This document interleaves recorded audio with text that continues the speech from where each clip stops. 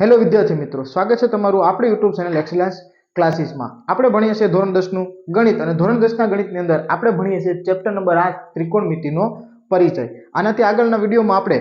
આ ચેપ્ટરની અંદર આવતા તમામ સૂત્રો અને એક કોષ્ટક ભણી ગયા જે ત્રિકોણમિતિ વિધેયોની આપણે ખૂણાઓની કિંમત દર્શાવતો હતો। અને આજે આપણે ભણવાનું છે સ્વાધ્યાય 8.1 નો દાખલા નંબર 1। તો ચાલો દાખલા નંબર 1 આપણે સમજીએ અને ગણતરી કરીએ। તો અહીં કીધું છે દાખલા નંબર 1 માં કે ત્રિકોણ ABC માં ખૂણો B કાટખૂણો છે। તો આ એટલા વિધાન ઉપરથી આપણે ખબર પડે છે કે અહીં કાટકોણ ત્રિકોણ છે અને B ખૂણો છે કેવો છે તો કે કાટખૂણો છે। એના પછી અહીં AB ની કિંમત 24 આપેલી છે અને BC ની કિંમત 7 સેમી હોય તો નીચેના ગુણોત્તરનું મૂલ્ય શોધો। અને ગુણોત્તર આપણે આપેલો છે sin A cos A અને બીજામાં આપેલો છે sin C અને cos C। મતલબ sin અને cos આપણે મેળવવાના છે પણ અલગ અલગ ખૂણા માટે, ખૂણા A માટે અને ખૂણા B માટે। તો આપણે જે સૂત્ર સમજ્યા હતા એમાં ખૂણો A હોય ત્યારે અને ખૂણો C હોય ત્યારે બંને માટે આપણે સમજૂતી મેળવી હતી। તો અહીં આપણે જોઈએ કે અલગ અલગ કઈ રીતે ગણતરી કરવી। તો સૌપ્રથમ કાટખૂણો છે તો આને આપણે સૌપ્રથમ ત્રિકોણ દોરીશું। તો અહીં આપણે કાટકોણ ત્રિકોણ આવી રીતે દોરી દઈએ સમજૂતી માટે। તો અહીં કાટકોણ ત્રિકોણ, અહીં આ ખૂણો આપણે દેખાય છે કેવો છે તો કે કાટખૂણો। નામ આપી દઈએ તો કે ABC।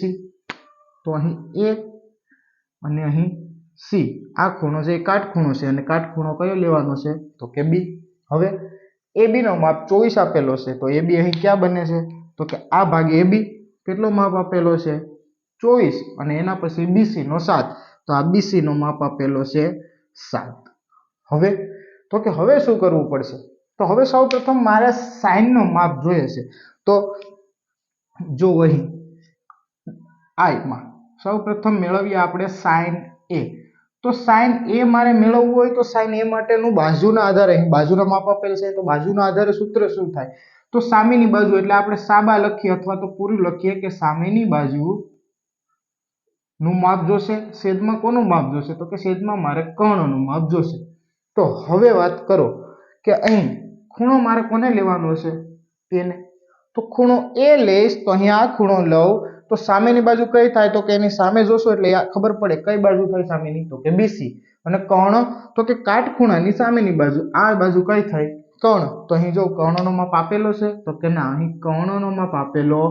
નથી। અહીં ખૂણો A લેશું ત્યારે સામેની પાસેની બાજુ બદલાશે પણ કર્ણ બદલાશે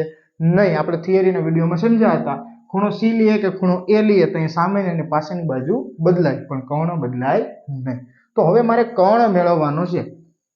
તો કાટખૂણો B છે મતલબ કે કાટકોણ ત્રિકોણ છે। તો આપણે યાદ હોવું જોઈએ કે જ્યારે કાટકોણ ત્રિકોણ હોય ત્યારે કાટકોણ ત્રિકોણમાં બાજુઓના માપ વચ્ચે શું સંબંધ છે તો આપણે યાદ આવે કે પાયથાગોરસ પ્રમેયનો આપણે ઉપયોગ કરવો પડે ને એ શું છે તો કે કર્ણનો વર્ગ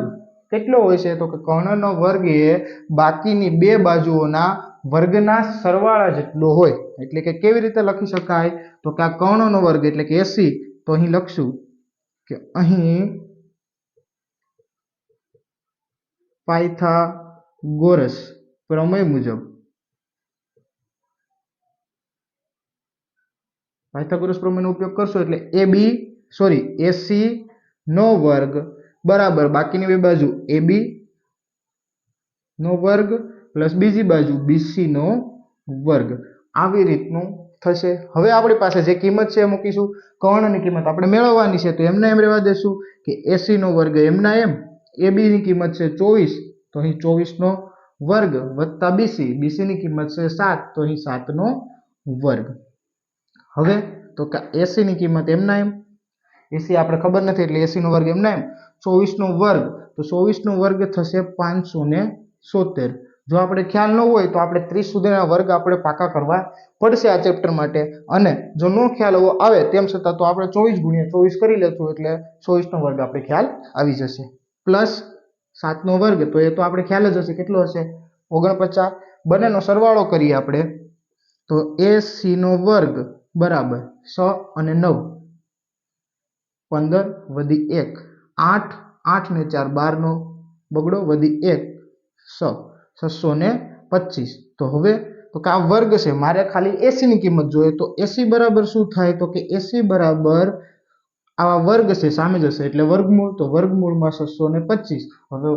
625 નું વર્ગમૂળ કાઢશું એટલે કેટલા આવશે તો કે 25 આવે 25 નું વર્ગ કેટલો થાય 625 તો 625 નું વર્ગમૂળ કોણ થતું હોય 25 તો આ 25 છે એ માપ કેમાં આવશે સેમીમાં તો અહીં AC બરાબર 25 સેમી આપણે મળે છે તો આ માપ આપણે મળી ગયો હવે બસ હવે અહીં કિંમત મૂકવાની છે તો સૌપ્રથમ sin A બરાબર સામેની બાજુના છેદમાં કર્ણ તો ખૂણા A માટે સામેની બાજુ કઈ થાય છે BC તો અહીં આપણે સાથે સાથે લખતા જશું કે BC છેદમાં કર્ણ તો કર્ણ બધા માટે સેમ AC તો છેદમાં કોને લખશું AC ને તો બરાબર BC ની કિંમત 7 તો લખી દઈએ અહીં 7 ના છેદમાં AC ની કિંમત આપણે મેળવી કેટલી છે 25 તો છેદમાં કેટલા આવી જશે અહીં 25 તો આ આપણો પહેલો જવાબ એના પછી બીજો cos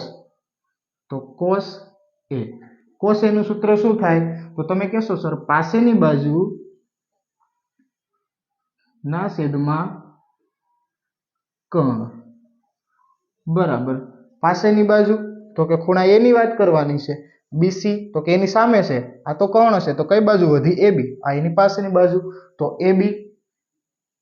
પાસેની બાજુ તો હવે વાત આવી કર્ણની તો કર્ણ આપણે કોને લીધો છે AC ને કેવી રીતે તો કે 90 ના ખૂણાની સામેની જે બાજુ હોય તે એટલે કે કાટખૂણની સામેની બાજુ તો અહીં AC છેદમાં હવે AB નો માપ 24 અને AC નો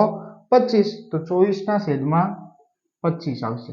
શું જવાબ આવશે 24 ના છેદમાં 25 તો અહીં આપણે બે મૂલ્યો મળી ગયા I માં જે મેળવવાનું કીધું હતું sin A અને cos A sin A ની કિંમત આપણે 7 ના છેદમાં 25 અને cos A ની કિંમત 24 ના છેદમાં 25 મળે છે ચાલો હવે ડબલ I એમાં ખૂણો C લેવાનો છે તો અહીં ડબલ I માં વાત કરીએ તો sin C હવે sin C માં સૂત્ર તો સેમ જ થશે એમાં કઈ ફેર નહીં પડે તો સૂત્ર એનું એ લખી દઉં છું સામેની બાજુ ના છેદમાં કર્ણ હવે ફેર શું પડશે તો ફેર એ પડશે કે અહીં સામેની બાજુ બદલાઈ જશે ઉપર સામેની બાજુ BC હતી અહીં સામેની બાજુ BC નહીં રહી કેમ તો કે ખૂણો C લેવાનો છે તો હવે હું C ને પકડું તો C ની સામે કઈ બાજુ છે તો કે તમે જોઈ શકો કોણ AB તો અહીં કોને લખશું તો કે AB ને લખશું છેદમાં કર્ણ તો દરેક માટે એક જ છે કોણ AC તો છેદમાં શું લખી દેશું તો કે AC આપણે ખ્યાલ છે કે AB ની કિંમત તો કે AB ની કિંમત 24 અને કર્ણની કિંમત આપણે મળી 25 અહીં પર લખી નાખીએ કેટલી છે તો કે 25 તો અહીં શું આવશે જવાબ તો કે 24 ના છેદમાં 25 આગળ વાત કરીએ cos C ની તો cos C સૂત્ર તો એને જ રહેવાનું શું સૂત્ર છે તો કે પાસેની બાજુ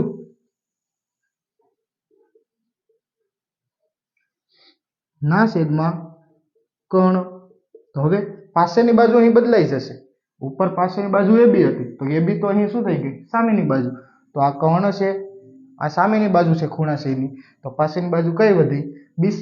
તો અહીં શું લખશું તો કે BC છેદમાં કર્ણ તો કર્ણ કોણ છે AC તો લખી દેશું અહીં શું તો કે AC તો BC ની કિંમત તો કે 7 અને AC ની કિંમત 25 તો BC ની કિંમત 7 અને છેદમાં AC ની કિંમત 25 તો અહીં ડબલ I માં આપણે sin C ખૂણાની કિંમત કેટલી મળે છે sin માટે તો કે 24 ના છેદમાં 25 અને cos C ની કિંમત મળે છે 7 ના છેદમાં 25 અહીં તમે જોઈ શકો કે જો sin માટે જે A ની કિંમત છે એ cos માટે C ની કિંમત છે જો બંને સમાન એવી જ રીતે cos માટે જે A ની કિંમત છે એ sin માટે C ની કિંમત છે તો આવી રીતે આપણે દાખલા નંબર 1 ગણતરી કરવાની છે તો આ વિડિયોમાં આપણે અહીં સુધી રાખીશું આગળના દાખલા આપણે જોઈએ આગળના વિડિયોમાં